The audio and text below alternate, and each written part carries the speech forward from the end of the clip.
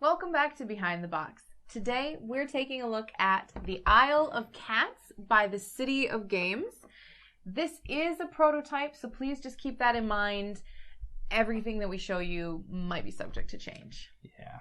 The Isle of Cats is a 1 to 4 player card drafting polyomino game where players will have to manage their resources wisely in order to rescue as many cats as possible before time runs out. Each round is broken down into 5 phases. At the start of each round, cats are added, 2 per player, to each field.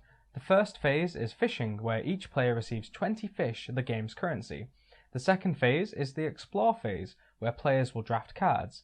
These cards will allow them to rescue cats into baskets, perform one-time actions, gather rare finds like treasure or the mystical Oshuks, or collect lessons. You'll now pay for any cards you wish to keep from those drafted this round. Phase 3 is reading lessons. Lessons can be either private or public. Private lessons are placed face down beside you, and only you can complete them.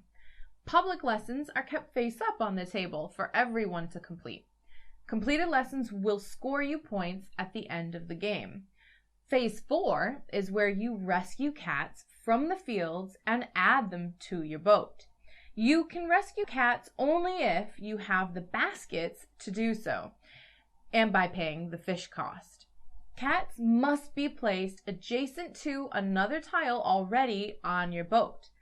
Phase 5 is the rare finds phase, where players may collect rare treasure or Oshuks to their boat if they have the applicable cards. After Phase 5, the fields are emptied and the round tracker is advanced. And after 5 rounds, players will tally up their points from completed lessons, rare finds, and cat families. Cat families are groups of same coloured cats in groups of 3 or more, scoring progressively more points the more cats you have in the family. You'll also lose points for rats still on the boat or for rooms that you didn't fill, and at the end of the game, the player with the most points is the winner. Now that might be the most we have ever talked about rules on this channel, but it's just because we don't want you to miss anything.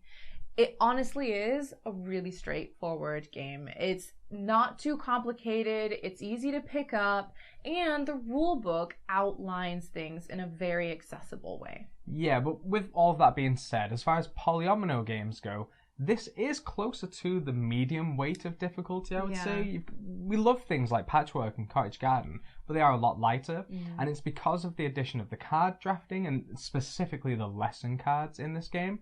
The lesson cards, to us, are where this game just comes alive. Now, you're very quickly going to realize when you're playing this game, it's really hard to fill up your boat with cats. Yeah. So you need these lesson cards because they will offer you a lot of great points at the end of the game. And they kind of help you build towards a strategy. As soon as you start taking them, you'll see similar ones you can use, and you'll start to build a little bit of a strategy because you're probably not going to fill in the whole boat, so you need to pick up those points elsewhere. And there's loads of them. There's loads of lesson cards, public and private, so they keep the game feeling fresh and different each time you play. And I do like the addition of the drafting, as well as the single resource that you use, the fish, for both the buying of the cards as well as the rescuing of the cats. I do find that, you can plan your turn out quite nicely, even though you might find that you lose a card to the other player during the drafting phase. Plus, it always feels like you've got just the right amount of fish. You just can't go too crazy. And the cards that come out and the cats that are in the field, they do guide you, which is quite helpful when you're trying to make decisions. It's the first time you're playing and you're just getting comfortable with the game. Yeah, this is actually noticeable throughout several points in the game. As a new player, you never feel overwhelmed or lost. It is a comfortable learning experience. As another example, on each of the player boards on the boats, there are these coloured treasure maps. Now, these coloured treasure maps, if you colour them up with a same coloured cat, allow you to take one of the general treasure tiles and just place that anywhere on your board. This is really nice. It just gives you a little bit of extra strategy. It allows you just to sort of cover up little mistakes you may make, or it allows you to make more mistakes. And again, kind of gives you a bit of guidance, gives you a bit of direction. Where should I start spreading my cats out on my boat to try and make the most efficient moves with the coloured ones that I want to place down? That's not to say, though, it doesn't handhold the whole time. It's just while you're learning, it's like this nice little tutorial almost to the game. It gives you just a sense of calm and, okay, this is comfortable and I recognize these things. But then when you know what you're doing, you can play more strategically. You can make your own decisions, which is great. And the theme is lovely. Like rescuing cats from this island. I mean, who doesn't love that? Yeah. You know, it fits right in with the City of Kings world that Frank has built.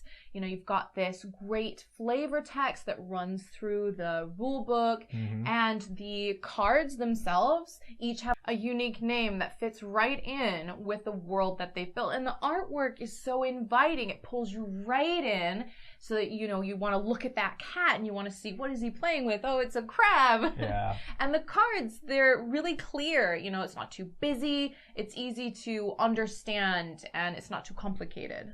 Yeah, scoring was kind of the only thing with this game that we just felt was out of order. Now, the game rulebook and on the player boards will have you doing your negative points first and then adding your positive points to it. It makes no difference as far as we can tell, but we would add up all of our score first and then subtract from it those negative points. It's not a big deal, you know, and it's something that can be changed before the release. And speaking of, when is the release? Well, I'm glad you asked. The Isle of Cats is going to be on Kickstarter today, the 25th of June. We will leave a link in the description below so you can go check it out and see if it's something that you want to back yourself. Yeah, so thank you very much for watching this review. And of course, thank you so much to the City of Games for sending us this copy so we could do the review. We've had an absolute blast playing this game and we cannot wait for the full release. I'll leave links down below as well to any like Board Game Geek pages or websites that I can find about the game. So if you want to know more, check those out, as well as our social media links as usual. And if you have any questions about the game, let us know. We'll do our best to answer those for you. But yeah, until the next one, we'll see you soon. Bye. No, it's right. And that's not to say that it holds your hand the whole time. I've missed something completely here. Oh, as another example. Sorry. Okay, to the other player. I know, yeah, it was too loud.